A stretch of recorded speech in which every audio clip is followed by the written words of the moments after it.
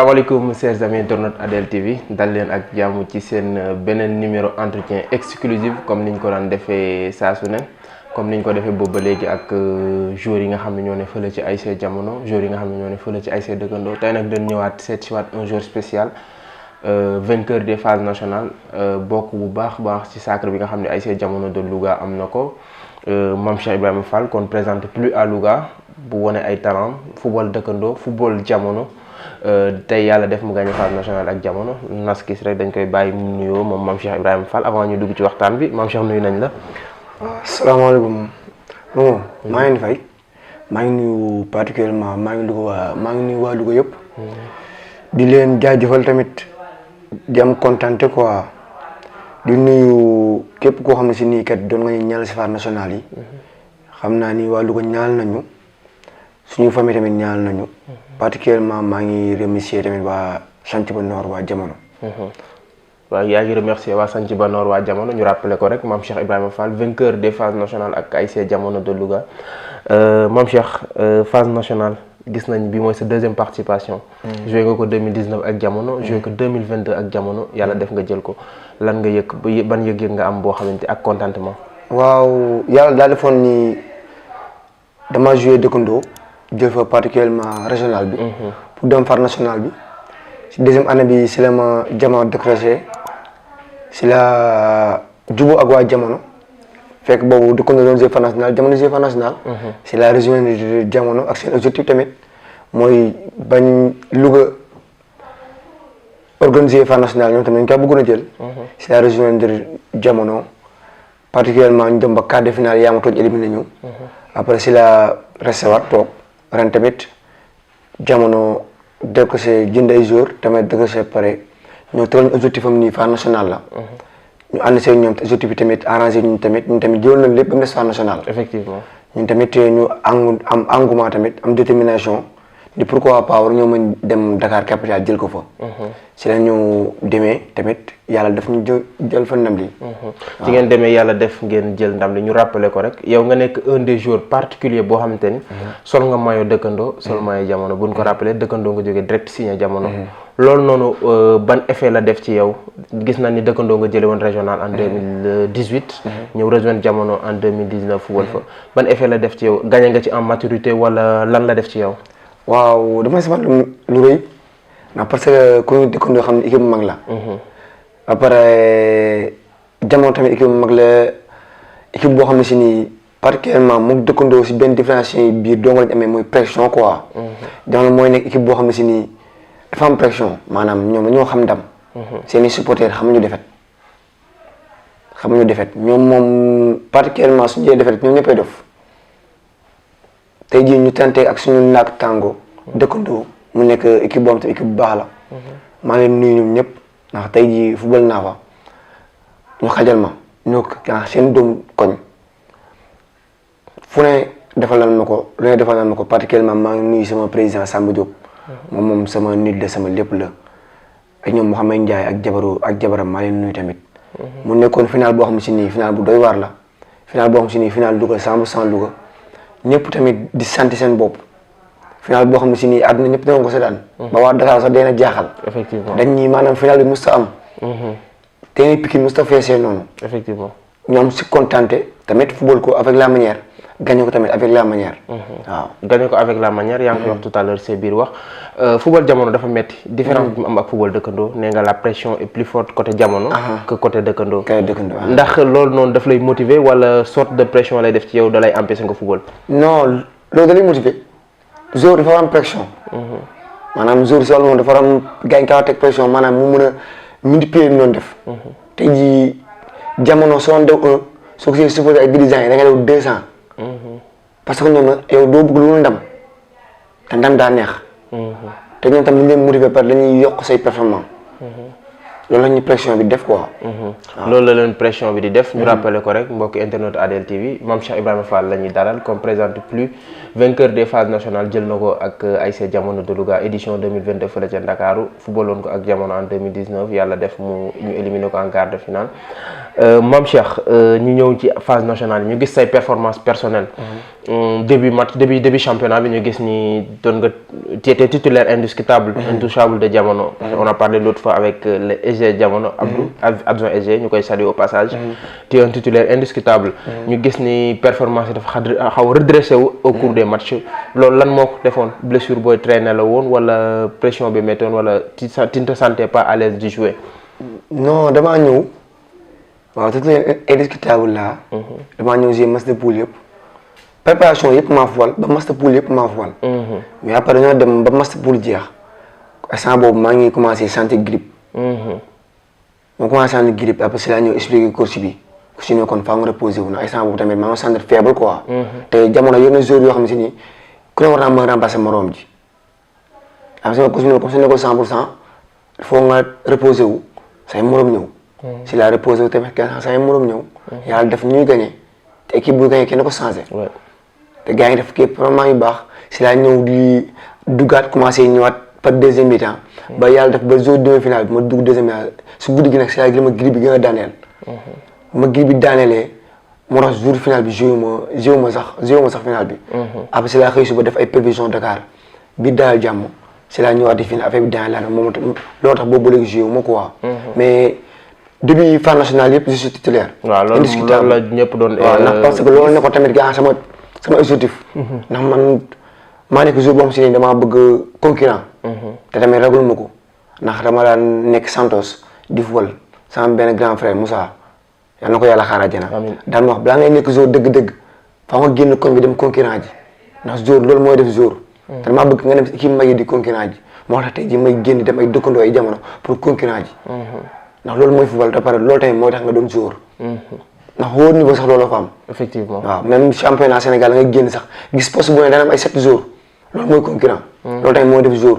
waaw loolu moo def jour Mame Cheikh phase nationale mu nekk trophée bu particulier yaakaar naa moom rek moo la manqué woon ci sa palmarès dem nga départemental régional municipal lépp jël nga ko.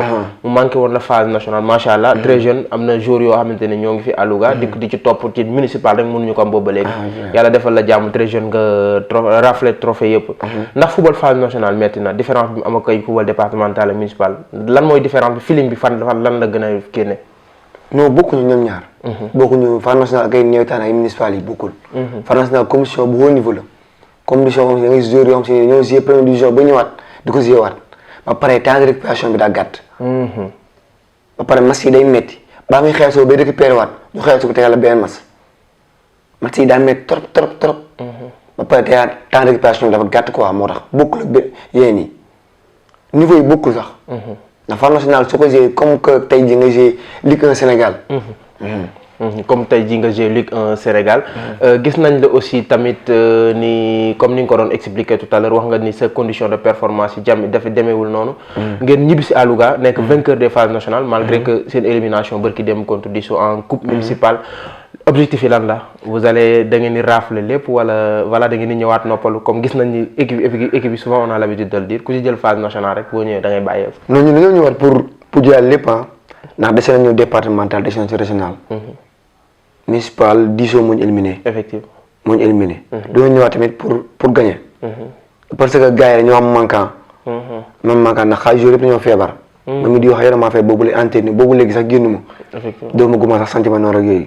joueurs yu bëri ñoom Ahmed Ba xaaj bi yëpp dañoo feebar ak ñoom Missi Niang ñoom ñëpp dañoo feebar. parce que comme li ma la wax rek. conditions yi c'était un peu compliqué. dafa compliqué quoi dafa métti quoi. effet bi mooy doo koy wàcc. balaa ngay récupérer ñu tegaat la benn masque nga defaat joueur benn masque nga kawe day métti. léegi faaw ñu récupérer dem màggal su ñëwaatee nag daan woon ni lallu. wàllu ko nag dañoo ñëw pour jël coupe yëpp. ndax ñëw jaar régional.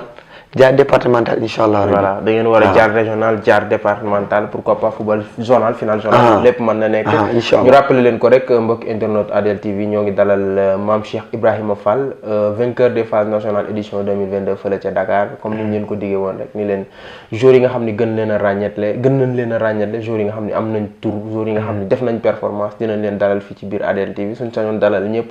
mais le minimum yi nga xam ne am nañ ko rek incha allah dinañ leen dalal Mame Cheikh.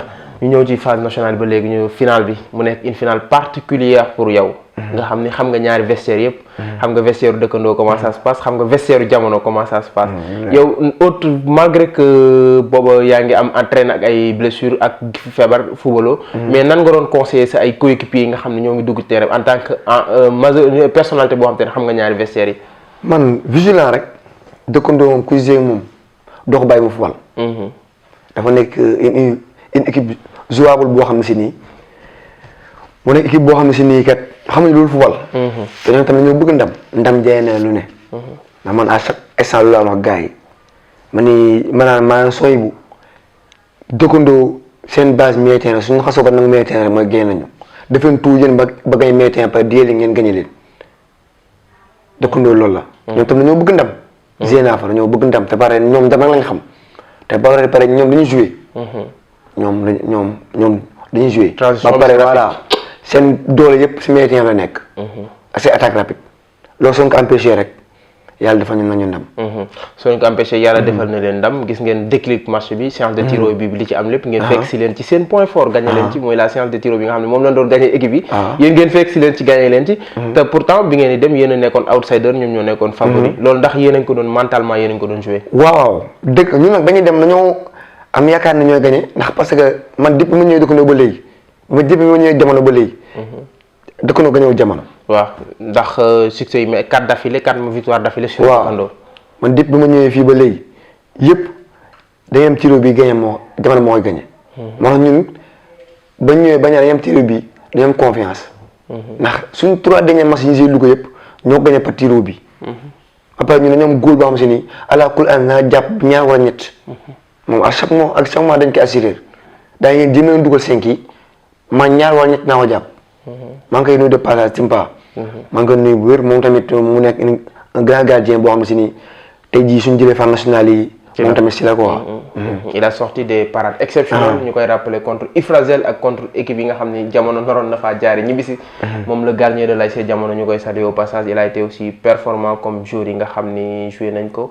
Mame Cheikh phase nationale gis nañ ni metti na trop dirigeants yi supporters yi conditions yi c'était un peu compliqué. Louga Dakar c'est très loin. déplacement yi doon def di ñëw gis nga supporters yi ñëw noppalu xëy demaat lan ngay wax say supporters lan ngay wax say dirigeants delloo leen njukkal ak waa Santhi ba Noor yëpp. waaw franchement parler billahi da ngay football sax mais affaire bi dalay jàpp na parce que dirigeants yi ak supporters ñoo sonnoon ndax dirigeants yi ñu bëri particulièrement maa ngi nuyu sama papa Père Yoro. nuyu ñoom capitaine ak ñoom Thiamba ak ñooñu ak dirigeants yëpp su ma limee damay juum quoi. di nuyu tamit supporters yi ndax ñoom tamit gën nañoo sonn ndax tey da ngay gis ni dirigeant moom dafa bàyyi këram tëj këram ñëw nekk ak joueurs yi nekk Dakar muy taw muy métti supporter naka noonu di passe chaque jour imagine toi ngay passe chaque 2 jours. ñëw Dakar c'est un peu compliqué. ba pare ñëw doo am loo lekk day métti si ñoom. bëgg lekk bëgg naan bëgg dagg billet bëgg parewaat match bi jeex nga teg ko yuuxu te yuuxu daa métti. oui effectivement trop nga pare bëgg teg ko war si yoon bi pour ñëwaat Louga. après yow nga naan yow ñun ndam rek la ñu mën a fayee. ndax ñun après ñun jours yi dañuy gis après ñun dañuy waxtaan suñu biir ñun franchement loolu moo ñu mayoon sens. match bu ñu joué capitaine Mbacke Ndiaye dina woo gars yi jour rek. ñu wàcc toog saa bi waxtaan. li ñu manqué ñu dolli ko li baaxoon ñu génnee. ba pare supporter tamit billaahi lañ lay woo bëggoon nekkoon phare national nekk seen objectif. ñuy dem muy métti xam nga tey jii sooy dem da ngay xaar ñu bëri am na ñuy xaar sa défaite am na ñoo xam si ñuy xaar sa victoire. supporter dañ la koy fàtte di la woo téléphone xam nga ñun leen doo nga leen mën fayal muy coupe bi. te yàlla def nañu indil leen ko. leen doon ngeen leen mën a fay muy coupe 40 ans près de 40 ans. sañ ko noor di ko xaar. ngeen indil leen ko loolu comment seen retour nan la meloon nan ngeen dunde seen ñibbisi nag à Louga après bi nga xam ne jëli ngeen ndam li près de 40 ans sañ ba noor di toog di xaar lu mel. waaw kontaan non ñibbisi bi. doon benn instant boo xam si nii bëgg ñëwoon sax toog Dakar. waaw su ko defee ñoo wax force kaay ñu la jëlee ànd mais instant boobu mën ñoo ànd ñoom dem. ndax instant boobu amoon na yeneen invitation yu ko am ñoom Gaston Mbengue ak ñoom ñëpp dañoo bëggoon gis coupe bi.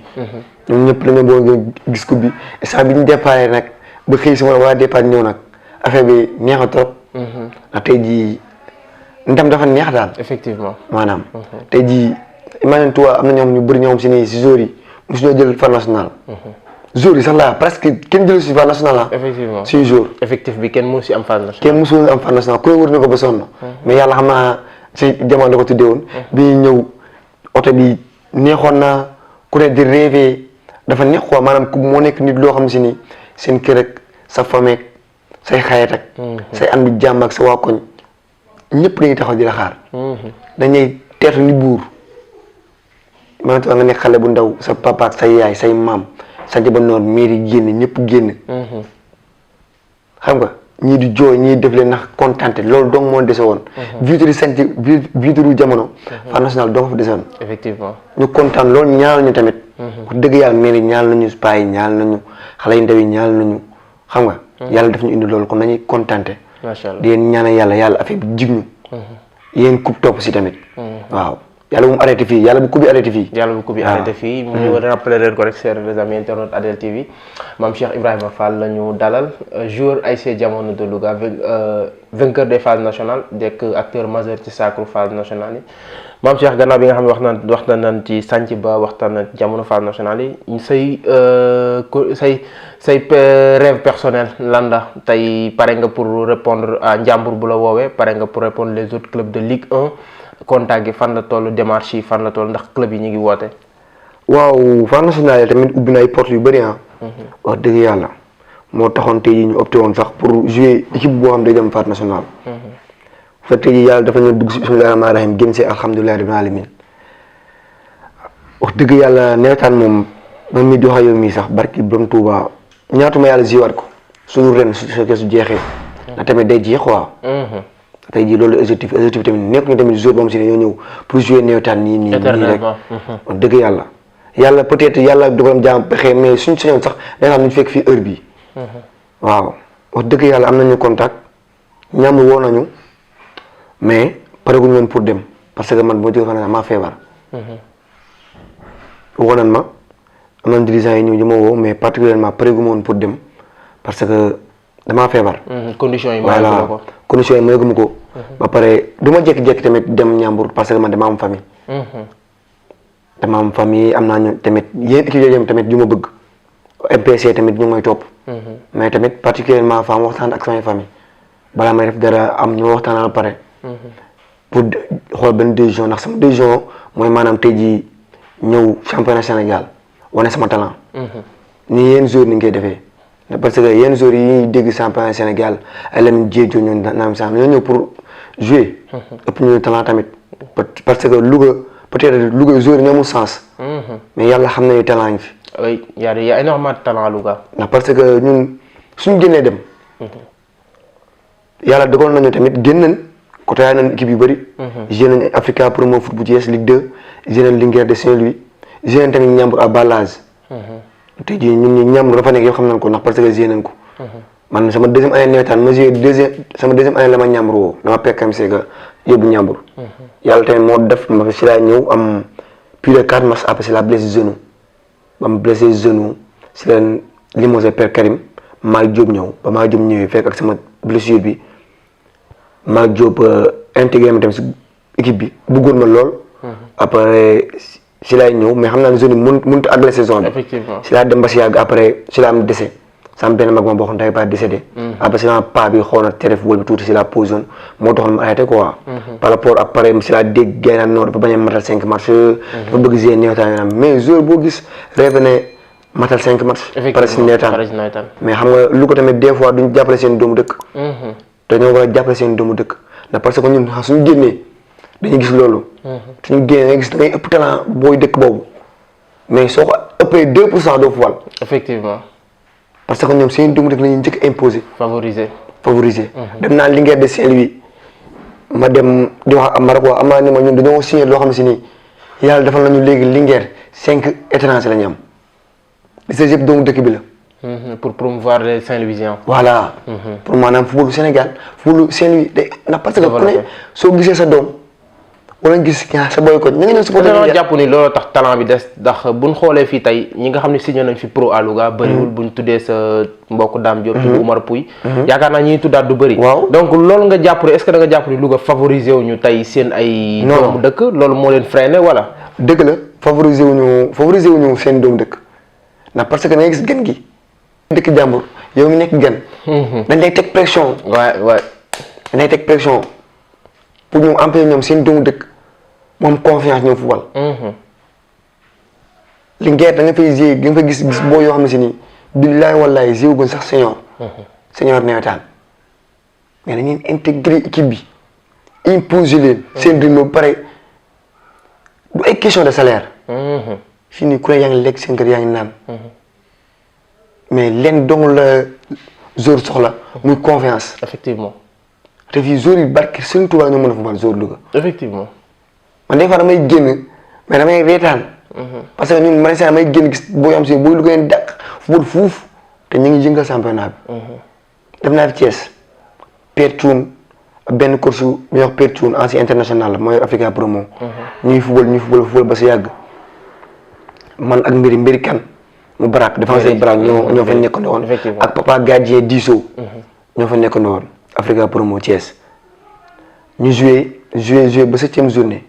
Père Thioune woo ñu mag mbiri ko waa ñun la moo tax ngeen jël ñàmbur mbiri ni ko noonu ñun jël nañ ñàmbur mais après xam nga rek. démarche waaw après ñu dem santé war quoi. mu ne pourtant yéen talent bi ngeen yore dafa jaaxal sax waa Thiès. parce que yéen soo doqoon football booy doon football fii. ndax ñun suñu doomu dëkk balaa nga koy football seen kaw foo nga dàq football 5 fois. dañoo xam ne yéen ëpp niveau booy moo tax ngeen di football soo ëpp woon soo xawoon a toll tuuti doon football ndax ñun Thiès noonu la. après ñun Thiès ñoo nekk nit ñoo xam si ni course yoo xam si ni fu ñu dem tam dañuy yóbbaale suñu jour. parce que tey jii yéen soo leen amee da ngeen ñibbi seen dëkk. effectivement loolu la wax non effectivement il a raison. donc kon yow da nga gis jàpp ni favoriser boobu noonu des na à Louga. njàmbur ni ñu ko waroon a ubbee pour jeunes yi booy intégré ko carrément amul. ñamu daam jeunes yi mën a football. ñoo tamit soo saanee ba pare fa national la kaa wane. da nga jàpp ni njàmbur jërul muy jëli étranger yi mën na. non étranger bi si bokk football dafa ànd ak étranger. mais équipe mën na composer équipe à Louga. voilà talent yi nga xam ne ñu ngi fi. mais tey jii mën nañoo am 10 jours Louga wala 15 jours Louga. mottali ak ay talent. njàmbur kusi yaa ngi fi njàmbur joueur yaa ngi fi njàmbur dirigeant yaa ngi fi suñuy booloo xoolee tuuti am objectif. ba pare équipe day am objectif. effectivement. te ñun coupe du Sénégal moo suñu objectif. te ñu ne championnat moo suñu objectif wala coupe de la Ligue moo suñu objectif. mais maintien rek du objectif. mais maintien du objectif. tu as parfaitement raison. man ñun amuñu loolu njàmbur. tey jii da ngay génn daa metti billaahi génn daa metti luñ la fay tam da nga ko fay lekk. tey jii soo toogee fii sa dëkk luñ la fay au moins da nga toog seen kër lekk. ba pare am loo denc. tu as parfaitement raison. te su demee Dakar liñ la fay yëpp presque da nga koy passé. da nga koy passé oui. entraîné dikkaat. soo ñëwee lekk di sambu sori soo ñëwee lekk balaa saa bi jeex sa sama yaa yoreel gars yi. oui. dafa metti quoi génn. waaw. man moom wax dëgg yàlla may encouragé tamit joueur Louga yi. ndax tamit tey jii talent baa ngi fi lépp a ngi fi. mais dafa xaw a manqué joueur compétitif. joueur compétitif la manqué quoi. maanaam Louga maanaam des fois nga gis joueur boo xam si ne day ñëw division régionale sax entraîné 2-3 journées bokkul gét dem. effectivement te championnat du noonu. championnat mën nga toog 10 journées doo bokk.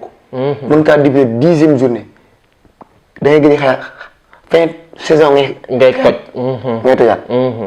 parce que concurrent la quoi dégg kii day dugg kii génn.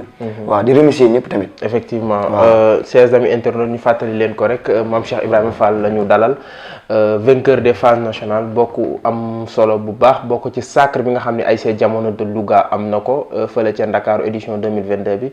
Cheikh Ibra yaakaar naa waxtaan bi neex na trop ñu lay souhaiter une bonne chance ci sa suite de carrière. lépp loo xamante ne aussi bëgg nga ko ci sa carrière yàlla na la ko yàlla defal. ñu bàyyi la rek nga tàggatoo le mot de la fin lan ngay tàggoo nuyu say xarit sa famille ñëpp. non maa ngi remercier yéen ñi tamit yéen def déplacement bi ñëw sama gàlle yombul tamit jéggi ngeen fi joueurs yu bëri ñëw tey jii choisir ma quoi. loolu la nga koy sant yàlla ba pare di leen remercier maa ngi nuyu particulièrement waa Louga di leen jaajëfal ñoom tamit gis nañ ñaan yi gis nañ seen taxawaay gis nañ seen i conseil chaque instant gars yi ñuy conseil di remercier tamit sama famille suñu waa kër maa ngi leen di remercier ñoom tamit amu seen fay ndax ñoom saa su ne tamit ñu ngi may taxawu lu ma bëgg tamit ñu bëgg ko di nuyu tamit waa Santhie Ba Nord particulièrement maa ngi nuyu ñëpp di dirigeant supporter lépp ñoom tamit amu seen fay gis naa seen taxawaay. di nuyu waa dëkkandoo yi tamit sama gars yi foofu ñoom ñëpp maa ngi nuyu particulièrement nag nuyu bi maa ngi koy teg si loxo yi sama waa koñ Santos. ñoom tamit amu seen fay quoi. particulièrement jàppale na ma lool tey su ma xamee Louga c'est grâce à ñoom. ñoo tax ñu xam ma quoi. waaw particulièrement tamit maa ngi nuyu sama xarit yi ñoom Max ñoom Cheikh Bëñ. xam nga sama gars yi foofu ñoom Jara ñoom Tafa Jaw waa bitig ba daal amu seen fay quoi. fa may fréquenté ak waa TC ñoom Malal ak gars yi foofu ñoom suma gars yëpp maa ngi leen di béggee. particulièrement tamit maa ngi si rendre hommage tamit sama frère waaw sama xarit.